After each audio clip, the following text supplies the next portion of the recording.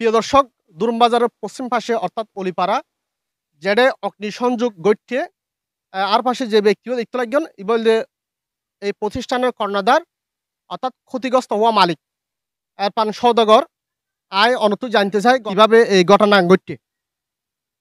ঘটনা এদে আর গোড়ানত মধ্যে অনর 142 আত্মন উমারা বোতল আছিল এডে গোড়াউন, ঠিক আছে না? তাহলে শহীদ যাতে কুতুব দিয়ে ডিস্ট্রিবিউটার তাহলে আঁকিল্লা উমারা বিশ্বম হাই আনিয়ে রে এই বোতল আবার গো ফাটি টিক গজি দেখি খালি সিলিন্ডার বড় সিলিন্ডার বেগম বেশি ফেলিম তৈলে এবার আই খেরা নেড়া তো মানুষ 5 জন আসছি, শহীদ একজনেরই তারা 5 জন আসছে, 4-5 জন আইয়ে রে মারলুম বেগুন চাইল দাহাইলাম তার আল্লাহ আল্লাহ কান দরদাম দি ন চাই সুতি ওই দে 1টা বাজে তখন জোর তো দই জোর ফরাই এটা হানাফিনা হাই তারা দলইরা ফরা হানাফিনা হাই যা বিশ্বতি তারা গোড়ানো দাবার ঢুকিয়ে রে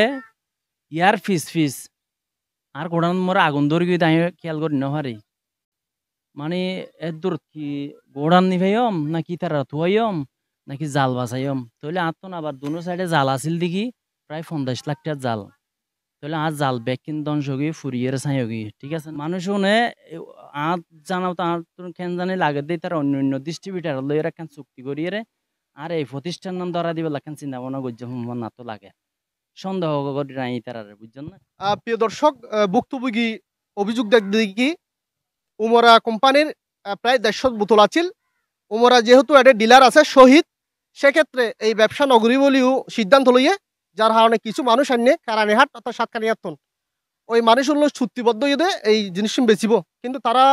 দরদামে নয়, পরবর্তী যাই তারা হানাতে না হাইয়ে আবার ডুকিয়ে পর যাইয়ে